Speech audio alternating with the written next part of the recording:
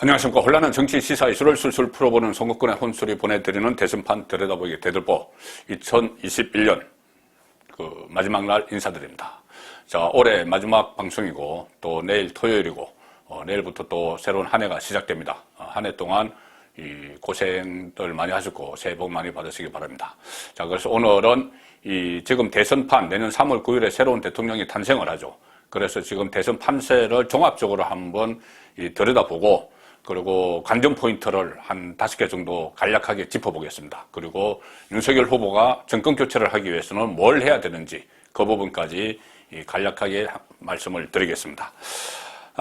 일단 지금 선거 구도는 2강, 2중, 1약 이렇게 정리를 할 수가 있죠. 2강은 뭐 아시다시피 윤석열, 이재명, 그리고 2중은 안철수, 심상정인데 최근에 안철수 후보의 상승세가 무섭습니다. 갤럽 조사 기준으로 9%가 넘어서 곧 10% 두 자릿수를 기록할 가능성이 있죠. 자, 그렇게 되면은 2강 1중 2약이 될 수도 있습니다. 그리고 안철수의 지지율 상승, 이것은 윤석열 후보에게는 좋은 의미로 다가설 수도 있고 나쁜 의미로 다가설 수도 있죠. 만약에 후보 단일화가 성사가 된다면 좋은 결과를 기대할 수가 있고 완주를 하거나 지금 일각에서 또 이야기되는 것은 이재명과 단일화 이야기, 송영길이 계속 민주당 대표가 연기를 피우는데 그 가능성은 낮지만 어쨌든 윤석열 후보와 단일화 되지 못하면은 안철수의 상승세는 윤석열에게 부담이 되죠. 만약에 단일화가 되면은 그것은 플러스 효과가 됩니다.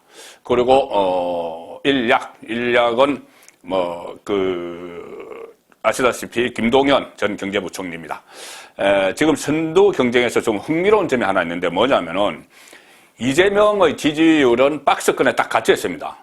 지금 골든크로스를 기록했다, 역전됐다고 하는데 이재명의 지지율이 올라가서 역전되거나 하는 것이 아니고 윤석열의 지지율이 내려가는 겁니다. 윤석열의 지지율이 내려가고 그 윤석열에게서 내려간 지지율이 일부는 부동층으로 가고 일부는 안철수에게 가고 이런 현상이 일어나고 있죠. 자, 그래서 윤석열이 지지율을 그전처럼 만회를 하면은, 회복을 하면 윤석열의 승리 가능성이 높아지는 것이죠. 그러면 윤석열이 왜 지지율이 내려가는지를 따져봐야 되는데 대략 3가지로 이야기할 수 있습니다. 무엇보다도 악재, 첫 번째 악재는 당 그리고 선대위 내분이죠. 이준석 리스크, 홍준표 리스크, 또 김종인도 지금 좀 분란을 일으키는 그런 모습들을 보이고 있습니다. 김한길과 각을 세우고 있는 이런 것들. 자, 그 내분 때문에 지금 70대 이상 또 보수층, 대구 경북 유권자들이 좀 등을 돌리는 그런 모습을 보이고 있습니다. 그래서 이것을 해소를 해야 되고, 두 번째는 김건희 리스크인데 부인 김건희 씨를 둘러싼 의혹들이죠. 자, 그리고 또 세 번째는 최근에 발생했는데 박근혜 전 대통령 전격 사면입니다. 전격 사면인데 이 부분은 잠시 후에 다시 말씀을 드리고, 지금 그래서 윤석열은 비상 상황을 선포를 하고 전시 체제에 돌입했다 이런 이야기가 나올 정도로 윤석열이 바짝 본인의 개인기를 발휘하기 시작했습니다. 그래서 관전 포인트 첫 번째가 윤석열은 개인기로 뛰고 이재명은 팀플레이 한다 이겁니다. 이것이 첫 번째 관전 포인트인데, 여권은 지금 총동원령이 발동이 됐죠. 유시민, 이해찬, 박영선 다 이제 선거전에 참전을 하고 있고, 조국, 추미애 SNS를 통해서 막 화력 지원을 하고 있습니다. 또 진보 성향 언론들 한겨레, 경향 이런 데도 오늘 아침에 제가 소개해드린 대로 일면 톱에서 윤석열을 비판하는 그런 기사들을 막 쏟아내고 있습니다. 총동원이 돼서 팀플레이를 하는 것이죠. 그래서 정권 재창출이 안 될 것 같은 위기감이 드니 이재명 구하기에 일제히 뛰어든 이 상황입니다. 반면에 국민의힘, 자, 윤석열 전부 각자 자기 정치를 다 하고 있죠. 이준석, 김종인, 홍준표, 그리고 특히 이재명은 당대표 송영길, 또 경선에서 2위를 했던 이낙연, 이 사람들이 다 찬스가 되고 있는데 윤석열은 당대표 이준석, 경선에서 2위 했던 홍준표, 이 둘 다 리스크가 되고 있는 이 상황입니다. 그래서 하다 못해서 이제 윤석열이 지금 개인기로 좀 치고 나가는 그런 상황이 되고 있습니다. 그래서 결국 팀플레이를 하는 이재명, 그리고 개인기 윤석열, 이렇게 이 대결 구도가 되고 있는데 이 상황에서 윤석열 후보는 점점 이 독설을 막 뿜어내고 있죠. 자, 뭐 관건 선거, 뭐 문재인이 이재명이 선대위원장을 자청했다. 문재인 정부는 참 나쁜 정부다. 뭐 이재명에 대해서는 확정적 중범죄자 이런 이야기까지 하면서 본인은 달라진 모습을 막 보이는데 그 곁에서 도와줘야 될 이준석, 홍준표는 서로 자기 정치만 하고 있는 이 상황을 일단 극복을 해야 됩니다. 자, 그리고 두 번째 관전 포인트는 이번 대선은 유난히 가문의 전쟁이다. 이렇게 말씀을 드릴 수가 있을 정도로 유력한 후보들이 이 가족 리스크를 다 안고 있죠. 윤석열, 부인 김건희 씨, 과거 경력 부풀리기 의혹으로 지금 곤욕을 치르고 있고, 그래서 이 윤석열이 후보가 대신 사과까지 하고 김건희 씨가 대국민 사과를 하고 했습니다. 그래서 여론은 좀 거기에 대해서 좀 숙진 것 같은 그런 감이 있습니다. 그런데 이재명은 장남의 상습 불법 도박 거기다가 성매매 의혹까지 생겼죠. 그리고 그 이전에 불거진 친형 강제 입원 시킨 의혹 또 형수 욕설 이런 것도 다 가족 리스크입니다. 가족 리스크인데 최근 선관위가 유권 해석을 내려서 형수 욕설 파일 이것은 원본을 다 털 수가 있기 때문에 아마 윤석열 진영에서 앞으로 막판에 이것을 적극하러 갈 가능성이 높습니다. 이것을 네거티브라고 볼 수는 없는 것이고 그만큼 인성 문제죠. 대통령이 될 사람은 인성 문제를 따지는 것이기 때문에 이 부분을 적극적으로 활용할 필요가 있겠죠. 윤석열 캠프에서.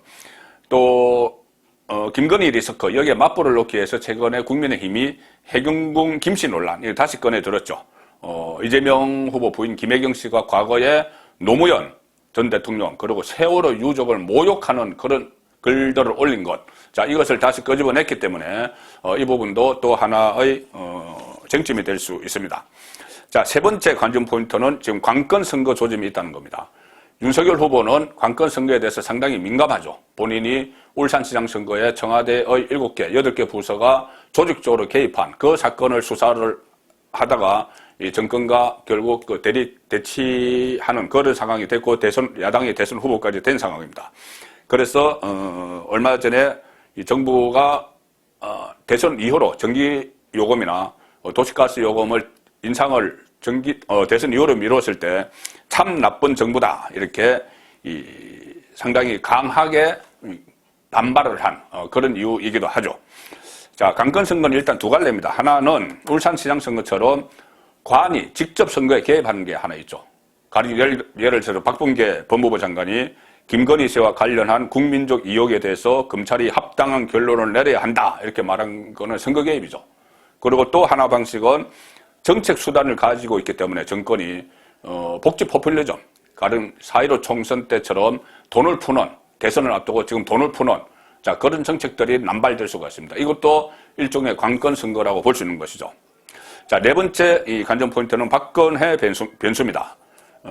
문재인 대통령 3년권 행사를 해서 4년 9개월 만에 석방됐죠. 석방돼서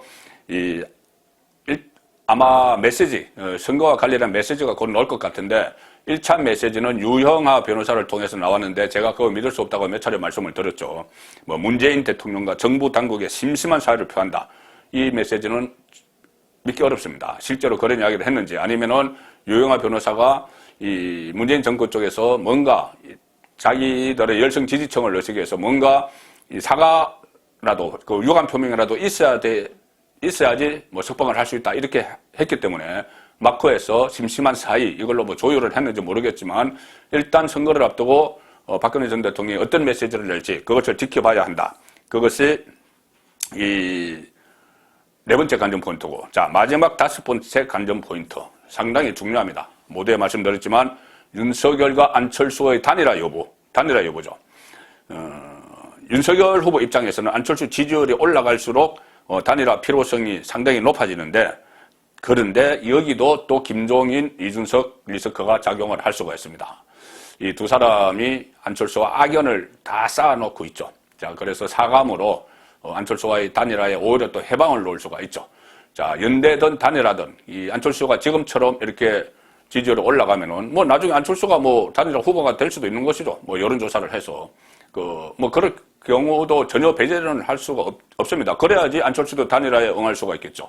자, 그렇다면은 이 단일화가 성사가 될지 이 부분도 관전 포인트인데, 자, 그래서 결론적으로, 현재로서는 전반적인 상황이 이 윤석열 후보에게 좀 불리합니다. 아무래도 이 관건 선거도 할 수 있고, 박근혜 변수도 지금까지는 뭐 문재인에게 심심한 사의를 표한다 이런 이야기를 했고, 또 대구 경북에서 지지율이 빠지고 이 보수 정권 수사 때문에 이것도 불리하죠.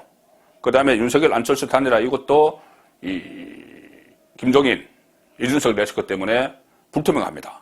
그리고 이 가족 리스크, 뭐 가족 리스크는 양쪽이 다 가지고 있지만 이 조직적으로 이 공격을 하기 때문에 민주당에서 이것도 좀 불리한 거고, 또 팀플레이 대 개인기, 팀플레이가 아무래도 유리하겠죠. 자, 이런 불리한 상황이어서 윤석열 후보는 지금 이제 내일부터 시작되는 새로운 해에 3월 9일까지 바짝 고삐를 당겨야 되는데, 지금 당장 해야 될 것은 한 3가지입니다. 3대 리스크 제가 말씀을 드린 적이 있는데, 자, 이준석, 당대표 이준석에 대해서는 엄중한 경고를 해야 됩니다. 뭐, 이준석이 뭐를 맞든지 다시 들어오든지 뭐 아직은 불투명하지만, 이준석에 대해서는 이렇게 밖에서 내부 총질을 하는 데 대해서 엄중하게 경고를 하고, 이 역할을, 제한을 시켜야 됩니다. 당무 우선권자가 대선 후보이기 때문에 충분히 그렇게 할 수 있는 것이죠. 그리고 심할 경우에 윤리위에 해부하는 그런 방안까지 강구를 해야 됩니다. 당헌 당규상에 어떤 당의 해로운 일을 하는 사람은 징계를 할 수 있도록 되어 있습니다. 그래서 그 징계까지 포함해서 강력하게 이준석을 단속을 해야 됩니다. 이준석을 끌어안는다는 이런 차원이 아니고 끌어안으면은 또다시 나갑니다. 그래서 강력하게 단속을 해서 이 방송 같은 데 가서 윤석열 후보를 이렇게 디스하는 그런 활동을 못하도록 해야 되는 거죠.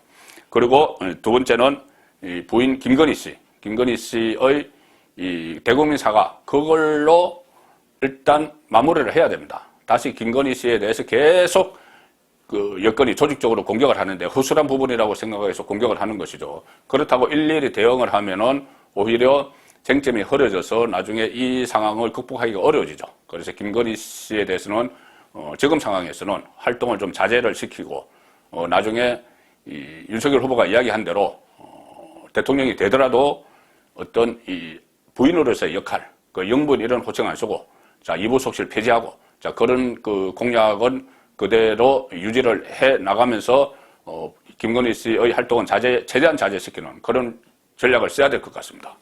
그리고 마지막으로 박근혜 전 대통령 건강이 회복되면 찾아뵙겠다고 했죠. 그럴 게 아니라 지금 당장이라도, 오늘부터 자유의 몸이니 지금 당장이라도 이 삼성병원으로, 입원해 있는 삼성병원으로 찾아가서 만나든 못 만나든 그런 모습을 보여주는 것이 옳지 않나.